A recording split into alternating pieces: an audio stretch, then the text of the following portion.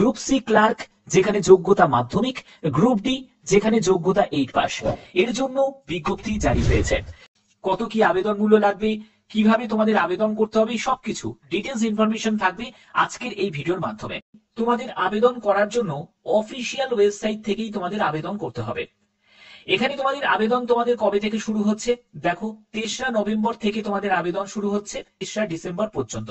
তোমরা যারা যারা এই রিলেটেড ভিডিও চাও যে কিভাবে ফর্ম ফিল আপ করতে হবে, একদম স্টেপ বাই স্টেপ স্যার আলাদা করে ফর্ম ফিল আপের জন্য ভিডিও দিন, তাহলে অবশ্যই কিন্তু তোমরা প্রত্যেকে কমেন্টে জানাবে যারা যারা ফর্ম ফিল আপের ভিডিও চাও।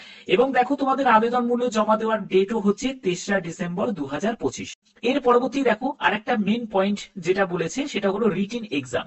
রিটিন এক্সাম তোমাদের জানুয়ারি 2026-এই তোমাদের রিটিন এক্সাম হয়ে যাবে। এবং পরবর্তী হচ্ছে তোমাদের অ্যাডমিট কার্ডের ব্যাপারটা বলে দিয়েছে যে এক্সামের 7 দিন আগেই তোমরা অ্যাডমিট কার্ড ডাউনলোড করতে পারবে। অ্যাপ্লিকেশন ফিস কত টাকা লাগছে দেখে নাও। তোমরা যদি গ্রুপ সি পোস্টের জন্য আবেদন করো তোমাদের 400 টাকা আবেদন মূল্য লাগবে। জেনারেল, ওবিসি, ইডব্লিউএস যারা ক্যান্ডিডেট তাদেরকে দিতে হবে।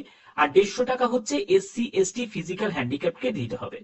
আর যদি তুমি গ্রুপ ডি পোস্টের জন্য আবেদন করো সেখানেও তোমাদের সেম 400 টাকা আবেদন মূল্য। জেনারেল, ওবিসি, ইডব্লিউএস দের দিতে হচ্ছে, আর 150 টাকা হচ্ছে এসসি এসটি ফিজিক্যাল হ্যান্ডিক্যাপ। এবার তোমাদের মনের মধ্যে প্রশ্ন জাগবে, একজন ব্যক্তি কি গ্রুপ সি গ্রুপ ডি দুটোর জন্যই আবেদন করতে পারে? হ্যাঁ, নিশ্চয়ই আবেদন করতে পারো, কিন্তু আলাদাভাবে তোমাদের আবেদন মূল্য জমা করতে হবে। তো দেখো এখানে তোমাদের ভ্যাকেন্সি গ্রুপ সি ক্লার্কের জন্য তোমাদের ভ্যাকেন্সি 2989টি, আর গ্রুপ ডির জন্য ভ্যাকেন্সি হচ্ছে 5488টি। এলিজিবিলিটি ক্রাইটেরিয়া, ক্লার্ক পোস্টের জন্য তোমাদের যোগ্যতা যেটি প্রয়োজন সেটা হলো মাধ্যমিক পাস। তবে তোমার যদি হায়ার কোয়ালিফিকেশন থাকে তাহলেও তুমি আবেদন করতে পারবে। বয়স 18 থেকে 40 বছরের মধ্যে 1 জানুয়ারি 2025 হিসাবে তোমাদের এজ ক্যালকুলেট করতে হবে।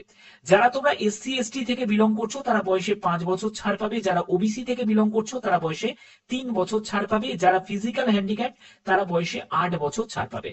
আর গ্রুপ ডি পোস্টের জন্য ক্লাস 8 পাস যোগ্যতা প্রয়োজন। তো তোমাদের এটা দেখে মনে হতে পারে আমার তো ক্লাস 8 পাসের কোনো সার্টিফিকেট বা মার্কশিট নেই। দেখো, তোমার যদি ক্লাস 8 পাসের কোনো সার্টিফিকেট বা মার্কশিট থাকে তাহলেও তুমি আবেদন করতে পারো।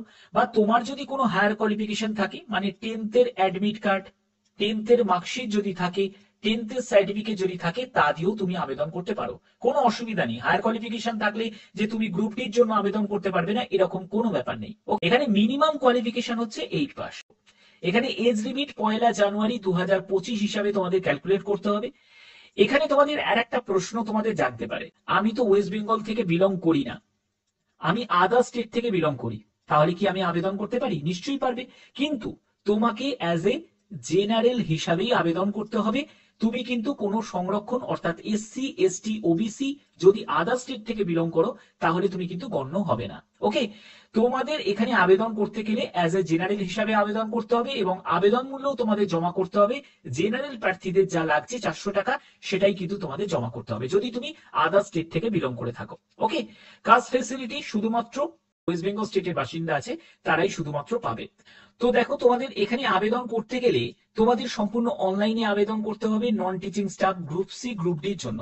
ওকে, এবং এখানে তোমাদের আবেদন করার ক্ষেত্রে যদি কোনো জায়গায় কোনো সমস্যা হয় তার জন্য একটা হেল্পলাইন নাম্বারও দেওয়া হয়েছে।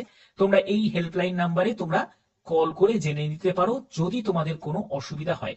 আবেদন রিলেটেড যদি তোমাদের কোনো কোয়ারি থাকে আশা করি তারা তোমাদের এই ব্যাপারে সাহায্য করবে, ঠিক আছে? কিন্তু ভুলভাল আবেদন করবে না। যারা চাও যে form fill up related sir আলাদাভাবে ভিডিও আনুন, তাহলে অবশ্যই তোমাদের ফর্ম ফিল আপের একদম কমপ্লিট ভিডিও তোমাদের জন্য আমি প্রোভাইড করব। এখানে দেখো তোমাদের বলছে যে candidate they are enter his her particulars name, father name, mother name, date of birth, এগুলো কিন্তু সম্পূর্ণ যা মাধ্যমিক সার্টিফিকেটে আছে সেটা অনুযায়ী কিন্তু তোমাদের ফিল আপ করতে হবে। এখানে 5 নম্বর পয়েন্টে বলছে in case of candidate who make multiple application. ধরো একজন ক্যান্ডিডেট সে মাল্টিপল অ্যাপ্লিকেশন করলো, মানে মাল্টিপল আবেদন করলো একটা পোস্টের জন্যই, ধরো ক্লার্কের পোস্টের জন্যই সে একাধিকবার আবেদন করে যাচ্ছে। এবার ধরো আমি তোমাদের এক্সাম্পল বলছি, সে 10 বার ধরো আবেদন করলো। এবার 10টা আবেদন তো তার নেবে না, কারণ 10টা আবেদন করলে কি হবে, তার মাল্টিপল তার অ্যাপ্লিকেশন আইডি তৈরি হয়ে যাবে।